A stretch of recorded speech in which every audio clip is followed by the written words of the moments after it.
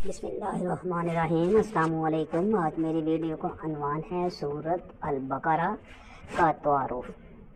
फ़ज़ाइल सूरत अल-बकरा पूरी की पूरी मदीना तैयबा के इब्तदाई दिनों में नाज़िल हुई। अलबत्ता उसकी आयत नंबर 283 वत्तक़ू यौमन तुरजाऊना फ़ीही इलल्लाह के बारे में रवायत है कि ये सबसे आखिर में नाज़िल हुई।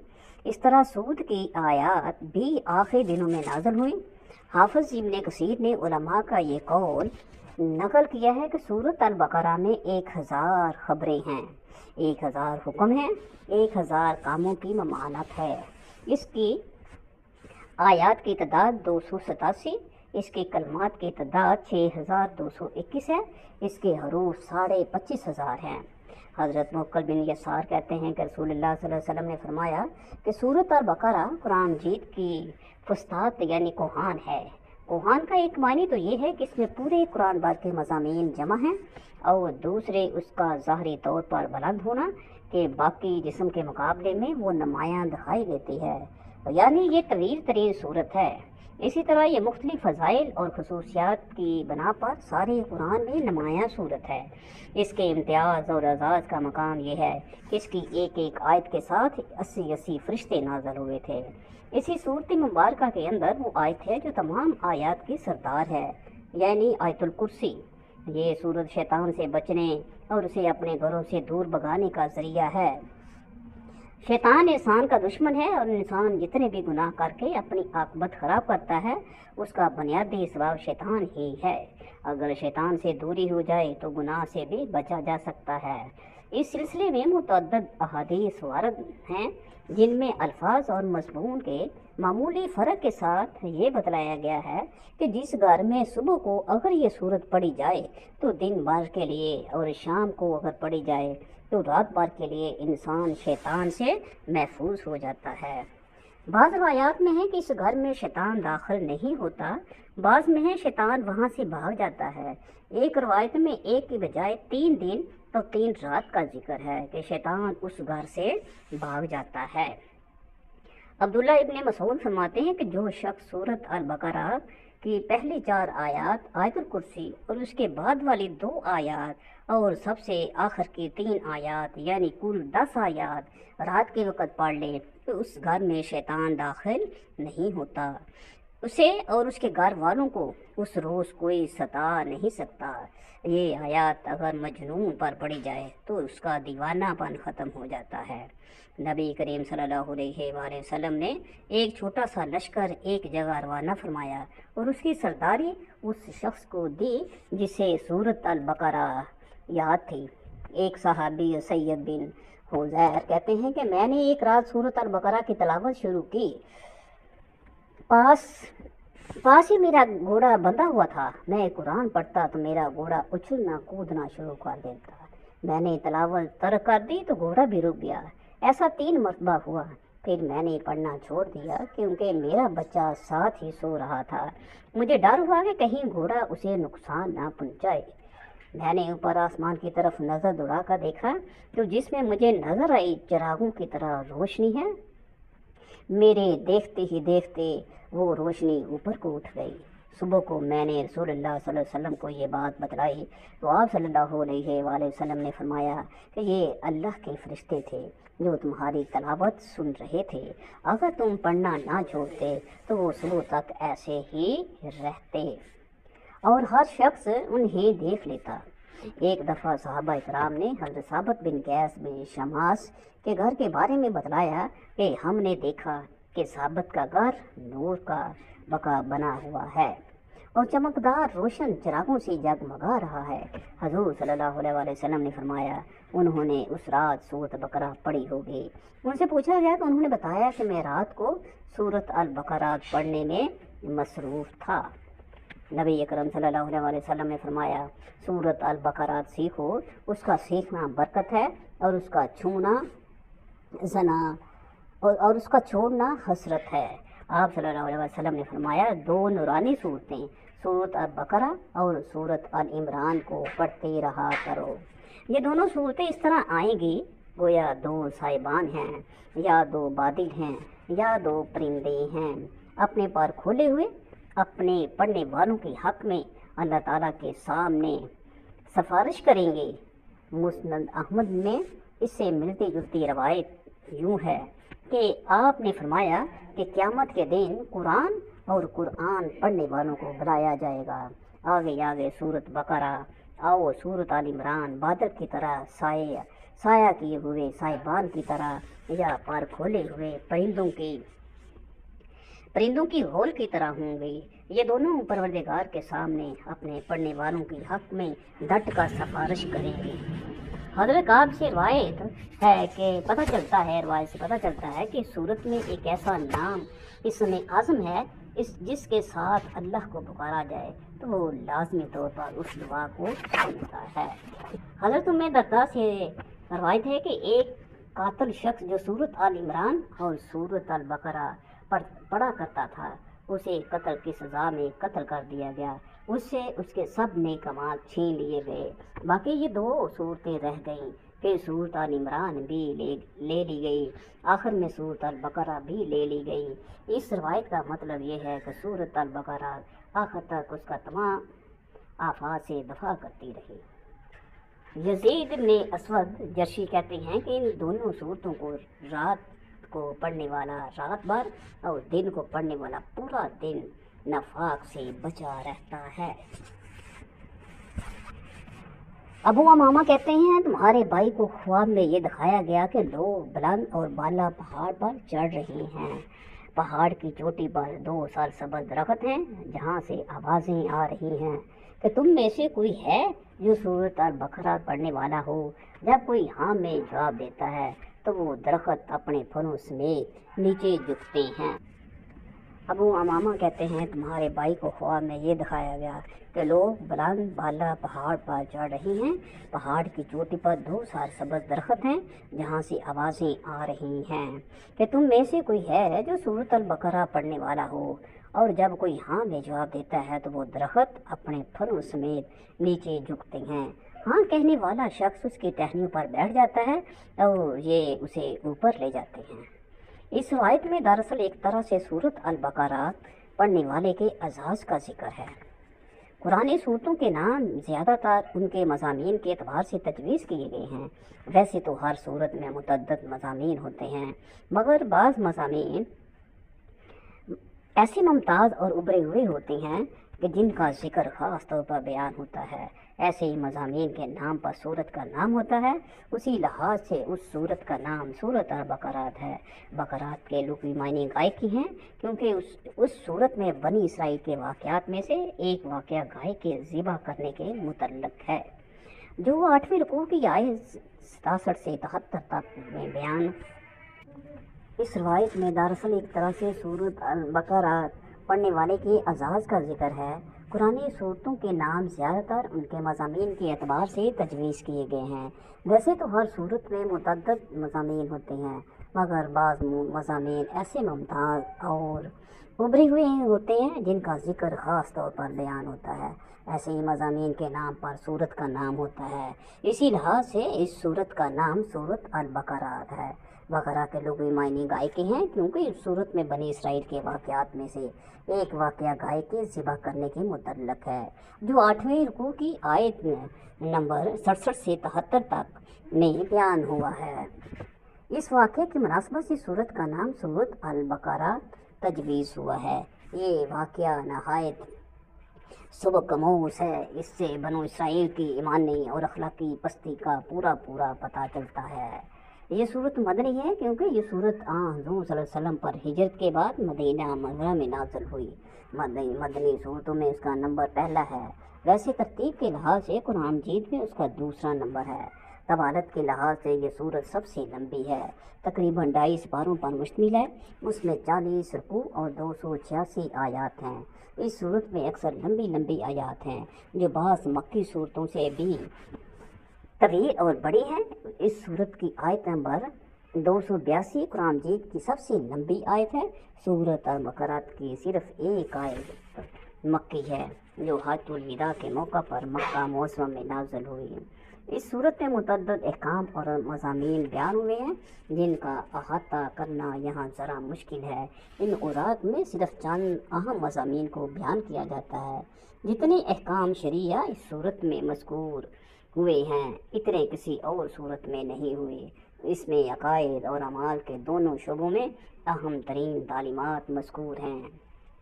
मुसलमानों को दरसे इबरत देने के लिए इस सूरत में बनी इसराइल की अखलाकी, मजहबी और मुआशरती ज़िंदगी का मुफस्सल खाका पेश किया गया है। नीज़ इन गुरोहों का अभी मुफस्सिल ज़िक्र है जिन्होंने इस्लाम की सख्त मुखालफत की और खूब नुकसान पहुँचाया। सूरत अल-बकरा के चंद बड़े बड़े अहम मज़मून। नंबर 1, सफ़ात मुत्तकीन। इस सूरत के चंद इब्तदाई आयात में मोमन और मुत्तकीन लोगों की चंद बुनियादी सफ़ात का जिक्र है जिनके लिए ये किताब ज़रिया हदायत है। नंबर 2, तज़किरा कुफ़ार व मुनाफ़िकीन। अहले ईमान की सिफ़ात के बाद इस सूरत में अल्लाह ताला ने कुफ़ार और मुनाफ़िकीन का जिक्र फरमाया है। नीज़ उनकी बड़ी बड़ी अलामात से मुसलमानों को आगाह फरमाया है। दावत मुतालिया कायनात। तीसरे रुकू की आयत नंबर 21-22 में अल्लाह ताला ने अपनी सिफ़ात को बयान फरमाकर इंसानों को मुतालिया कायनात की दावत दी है। नंबर 4, इजाज़ुल कुरान। आयत 23 और 24 में अल्लाह ताला ने कुरान मजीद का एजाज़ बयान फरमाया है और तमाम मुखालफीन को चैलेंज दिया है कि अगर इसे वो कलाम इलाही तस्लीम नहीं करते तो खुद एक सूरत बनाकर दिखाएं। नंबर 5, किस्सा तख्लीक़ आदम और इब्लीस की सरकशी। इस सूरत के चौथे रुकू में हज़रत आदम अलैहिस्सलाम की तख्लीक़ का मुफस्सल किस्सा बयान हुआ है। हज़रत आदम अलैहिस्सलाम की फजीलत, फरिश्तों का सजदा ताज़ीम में हज़रत आदम का दुखूल जन्नत और इखराज जन्नत पर भी मुबसिरन रोशनी डाली गई है। नीज़ इब्लीस की नाफरमानी और आदमी दुश्मन का तस्करा किया गया है। नंबर 6, बनु इसराइल और अनामाते खुदाबंदी। इस सूरत में 5वीं रुकू से 14वीं रुकू तक अल्लाह ताला ने बनु इसराइल की मुफस्सल तारीख बयान फरमाई है जिसमें उनकी मजहबी, अखलाकी और मुआशरती पस्ती की पूरी निशानदही फरमाई गई है। नीज़ अल्लाह ताला ने अपने इन अनामात का तज़किरा फरमाया है जो उनको ख़ास तौर पर अता किए गए लेकिन उन्होंने हमेशा कुफ़राने नेमत किया और जिसकी पादाश में वो ज़लील ख़वार और महरूम अनाम हुए। तहवील काबा। रुकू नंबर 17 में अल्लाह ताला ने तहवील काबा के अहकाम सादर फरमाए। शुरू में मुसलमानों का किबला बैतुल मुक़द्दस था मगर हज़ूर सल्लल्लाहु अलैहि वसल्लम की दिली ख्वाहिश थी कि मुसलमानों का किबला खाना काबा हो जिसे मक्का मुकरमा में हज़रत इब्राहीम और हज़रत इस्माईल ने तामीर फरमाया था और यही उनका किबला था। आखिर अल्लाह ताला ने हज़ूर सल्लल्लाहु अलैहि वसल्लम की दिली ख्वाहिश पूरी फरमा दी और तहवील किबला का हुक्म नाजिल फरमाया। मुनाफिकीन ने उस पर बहुत से एतराज़ात किए। आखिर अल्लाह ताला ने उनके तमाम एतराज़ात का दंदाने शिकन जवाब अरशाद फरमाया। शिरक की ममानियत। 20वीं रुकू में अल्लाह ताला ने तमाम इंसानों को शिरक से बचने की तलकीन फरमाई क्योंकि खुदा के यहाँ सबसे बड़ा जुर्म शिरक है। सबकी मग़फ़िरत फरमा देगा मगर मुशरिक हरगिज़ बख्शिश नहीं होगी। इन्फाक फ़ी सबीलिल्लाह। इस सूरत की रुकू नंबर 36 और 37 में अल्लाह की राह में खर्च करने की फजीलत और अफादियत बयान हुई है। नीज़ मसारफ सदक़ात का जमाली खाका पेश किया गया है। नंबर 10, जहाद का हुक्म। इस सूरत की आयत 190 ta 194 में मुसलमानों को दुश्मनाने इस्लाम से जंग करने का हुक्म दिया गया है और इरशाद है कि तुम उन लोगों से उस वक़्त तक लड़ते रहो जब तक फितना ख़त्म ना हो जाए। उसके अलावा आयत नंबर 154 में शहादत की मौत की फजीलत भी बयान फरमाई है। यहाँ तक हुक्म दिया है कि तुम खुदा की राह में मरने वालों को मुर्दा ना कहो बल्कि वो खुदा की यहाँ जिंदा हैं लेकिन आम इंसान इस ज़िंदगी का शऊर नहीं रखते। हज और उम्रे के अहकाम। 24वीं और 25वीं रुकू में हज और उम्रे के मुफस्सल अहकाम सादर हुए जिनको मनासिक हज कहा जाता है। جو جوا اور شراب کی حرمت۔ اس صورت کے 27ویں رکوع میں جوا کھیلنے اور شراب پینے کی ممانعت کے احکام صادر ہوئے ہیں۔ نیز مسلمانوں کو ان دونوں کے نقصانات سے بھی آگاہ فرمایا ہے۔ نمبر 13، صیام رمضان کی فرضیت۔ اس صورت کی آیات 187 میں روزوں کی فرضیت اور ان کے دوسرے متعلقہ یا احکام موجود ہیں۔ نکاح اور طلاق کے مسائل۔ اس صورت کے 28ویں رکوع میں آئلی زندگی کے تمام مسائل بیان ہوئے ہیں، مثلا نکاح، طلاق، مہر، عدت، ایلا وغیرہ پر مفصل روشنی ڈالی گئی ہے۔ سود کی حرمت۔ اس صورت کے رکوع نمبر 38 میں سود کی حرمت کے احکام صادر ہوئے ہیں۔ سود لینے اور کھانے کی مذمت فرمائی گئی ہے۔ نیز سود لینے کو خدا اور رسول سے جنگ کرنے کے مترادف قرار دیا گیا ہے۔ اس صورت کے 21ویں رکوع میں حلال روزی کمانے اور پاکیزہ چیزیں کھانے کا حکم بھی صادر فرمایا ہے اور حرام مال سے بچنے کی تلقین فرمائی ہے۔ آیت الکرسی تیسرے سپارے کے شروع میں آیت الکرسی ہے، جس میں اللہ تعالیٰ کی اعلیٰ صفات کا ذکر مذکور ہے۔ اس کا موضوع توحید ہے۔ تعمیر کعبہ اور حضرت ابراہیم۔ اس صورت کے رکوع نمبر 17 اور 18 میں حضرت ابراہیم اور ان کی اولاد کا مفصل ذکر بیان ہوا ہے، جس کے تحت تعمیر کعبہ کا ذکر آتا ہے۔ سورت کی آخری آیات میں اللہ تعالیٰ نے مسلمانوں کو قرض لینے، دینے اور رہن رکھنے کے احکام اور مسائل تعلیم فرمائے ہیں۔ قصہ طالوت اور جالوت۔ اس صورت کے رکوع نمبر 32 میں طالوت اور جالوت کا قصہ بیان ہوا ہے، جس سے بنو اسرائیل کی ایمانی حالت کا پتہ چلتا ہے۔ نیز اس میں حضرت داؤد علیہ السلام کی بہادری کا تذکرہ بیان ہوا ہے۔ قصاص کے احکام۔ اس صورت کے 22ویں رکوع میں قصاص یعنی مجرم سے بدلہ لینے کا اسلامی طریقہ بیان ہوا ہے، کیونکہ قبل از اسلام جنگل کا قانون تھا۔ ایک مقتول کے بدلے متعدد لوگوں کو قتل کر دیا جاتا تھا۔ معمولی باتوں پر قتل اور خون ہوتا رہتا تھا۔ آخر اسلام نے انسانوں کو ایسا قانون قصاص عطا فرمایا جس سے معاشرے میں دائمی امن سکون ہو گیا۔ آیت نمبر 177 میں اسلام میں نیکی کا جامع تصور پیش کیا گیا ہے۔ قصاص و ودیت کے مسائل۔ آیت نمبر 178 سے 182 رمضان کے فضائل مسائل۔ آیت نمبر 183 تا 188 میں بیان ہوئے ہیں۔ کفار کی ریشہ دوانیوں کے مقابلے میں مسلمانوں کو کیا رویہ اختیار کرنا ہے۔ اس سلسلے میں آیت نمبر 189 تا 195 میں ہدایات دی گئی ہیں۔ حج اور عمرے کے مسائل۔ آیت نمبر 196 تا 203 میں بیان ہوئے ہیں۔ منافقین نے اسلامی معاشرے کے خلاف خفیہ سازشیں کر کے مسلم معاشرے کو اندر ہی اندر کھوکھلا کرنے کی جو کوشش کرتے ہیں، ان کی مذمت اور ان کی سازشوں سے آگاہی آیات نمبر 204 سے لے کر 207 تک ہے۔ جہاد و قتال کے بارے میں مسائل۔ آیت نمبر 215 سے 218 اور 249 سے 251 تک بیان ہوئے ہیں۔ ادھار لین دین کا مسئلہ 282 سے 283 تک بیان ہوا ہے۔ سورۃ البقرہ کی آخری آیات کو یہ خصوصیت حاصل ہے کہ معراج کی رات اللہ تعالیٰ نے معراج کے تحفے کے طور پر عطا فرمائی ہے۔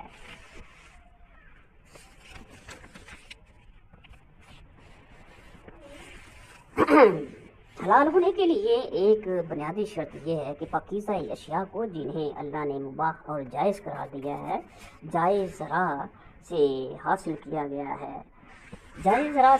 کیا گیا ہو۔ مباح اور پاک چیزیں اگر ناجائز ذرائع چوری، لوٹ مار، ڈاکہ، غصب، رشوت، خیانت وغیرہ، حرام اشیاء کی تجارت، کعبہ گری، سود، ذخیرہ اندوزی اور ملاوٹ وغیرہ سے حاصل کرتا ہوں، تم پاک اور پاکیزہ ہونے کے باوجود حرام ہو جاتی ہیں۔ پاکیزہ چیزوں کو حلال قرار دیا گیا ہے۔ اللہ تعالیٰ نے پاکیزہ اشیاء کو حلال قرار دیا ہے اس لیے کہ ان کے استعمال سے انسان متمتع ہوتا ہے تو اسے جسمانی اور ذہنی طور پر بے شمار فوائد حاصل ہوتے ہیں، اسے کوئی نقصان نہیں پہنچتا۔ یا ایھا الناس کلوا مما فی الارض حلالا طیبا یا ایھا الذین آمنوا کلوا من طیبات ما رزقناکم یا ایھا الرسل کلوا من الطیبات واعملوا الصالحات ویحل لہم الطیبات۔ اللہ تعالیٰ نے پاکیزہ اشیاء کو حلال قرار دیا ہے۔ اے لوگوں، زمین میں جو حلال اور پاکیزہ چیزیں ہیں ان میں سے کھاؤ۔ اے ایمان والو، ان پاکیزہ چیزوں میں سے کھاؤ جو ہم نے تمہیں عطا کی ہیں۔ اے رسولو، پاکیزہ چیزوں میں سے کھاؤ اور